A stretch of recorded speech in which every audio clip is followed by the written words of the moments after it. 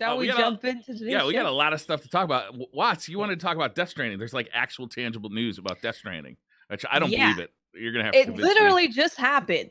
And I was like, whoa, I sort of understand this game. I mean, not entirely, but I have a better idea. So Kojima is actually at Gamescom, which is his first one that he's been able to go to in 5 years, I think it is, which is amazing. And they showed gameplay trailers. They also showed 2 character kind of intro trailers. So it's like the first time you meet those characters. And one of the characters that you meet is a woman who has given birth to a baby, but the baby is in the different realm to her. So the baby looks invisible when you're in her world. Oh, but she has, now it all makes sense. No, everything for me. Now it makes sense. Yeah. So she has to, they still have the umbilical cord connected, and that's how they're able to stay connected. Because usually if you're in the other world, like you can't hear them, you can't see them, like they're in another dimension. But so now she has to stay in this one location. She can't move because she's got all these things hooked up to her so that she continue being a mom to her baby.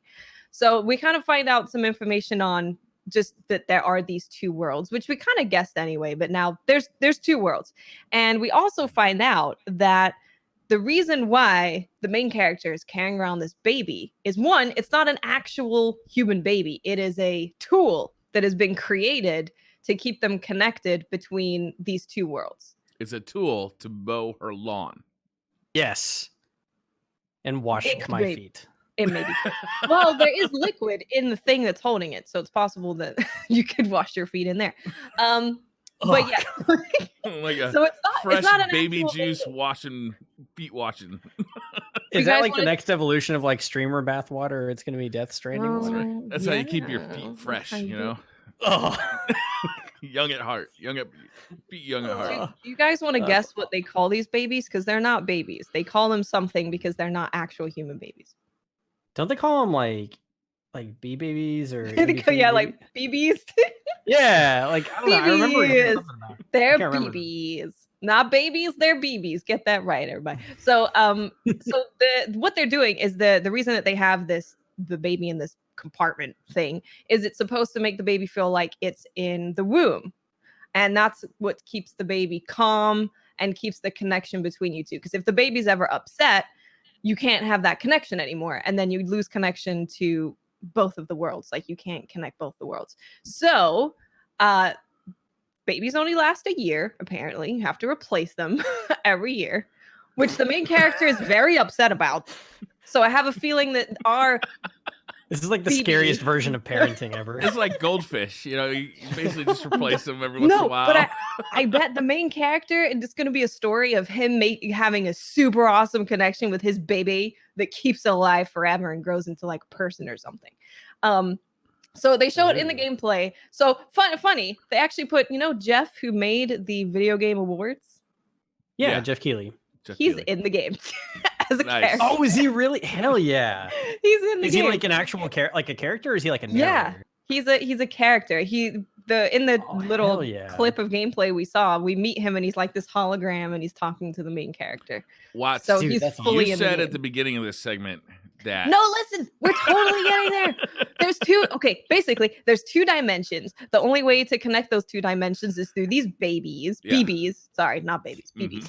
And you have to keep them attached to you and like hooked up to you so you can see the BTS, which I believe are monsters. I'm not entirely sure. Yes. And so in the gameplay trailer, they showed that he kind of like fell down a cliff and the baby started crying, and you have to rock the baby. You have to pet the baby. You have to make sure the baby was happy in a different dimension. The baby is attached to you.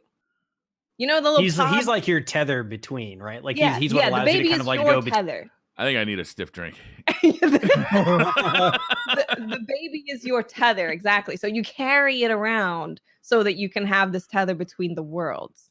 So the whole part of the game is you have to like sync your baby up to a womb. Okay. Mario's looking at me like this is like the anime podcast thing all over again. What is going on? You have to sync it to a womb, every now and then, or it breaks. Any womb will do. No, Also, I think I just named the podcast. 100%. Any womb will do. Any womb will do.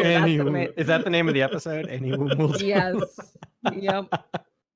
Yep. And then when the baby gets upset, you have to comfort them in order for it to keep working. So that's the game. I will repeat my previous statements that I don't actually want this game to ever come out. I just want to hear people keep explaining what they've seen on video screens. I think everyone's explanation is different too. But the game looks good. Visually looks really good. Obviously, the acting is really good because they have top-notch actors in there. They showed gameplay. Looks gorgeous. You said, right? Yeah, actual gameplay of the guy. What are we doing here? It's an open world shooting stuff, or it's open world. It's all I know. It's open world. Open world BBs. Open world BBs. We've seen some gameplay before though. Like we've seen like traversal stuff and like a lot of like moving packages from place to place. I've heard some people say it's like a walking delivery simulator. Yeah, UPS simulator. Yeah. and BBs. There's dimensions, BBs, and open world. There we go. That's the game. Because whenever Kojima explains it, he's like, it's open world, but it's a really new type of game. So yeah, I don't know. I mean, we expect it to be weird. He's like unbridled to now, right? Like he's no longer under he can do whatever he the wants. Governance of Konami. He now gets to be full on batshit crazy. I expect that he's now moved into a state that weed is 100% legal. And he is just going apeshit. I mean, Kojima's always been kind of like an art house style developer anyway. That's been like, like with Konami, like dialed down. But this is almost like, I wouldn't say quite like, Christopher Nolan after doing, Batman movies for so long. And he gets to make Inception and make other things. But I don't think it's too far off of a comparison, though. Like you keep somebody in this, lane for so long. He just wants to make some, he wants to express storytelling the way that he's always wanted to, but he's been just limited to. And I feel like Death Stranding will be the first time we actually get to see Kojima be Kojima.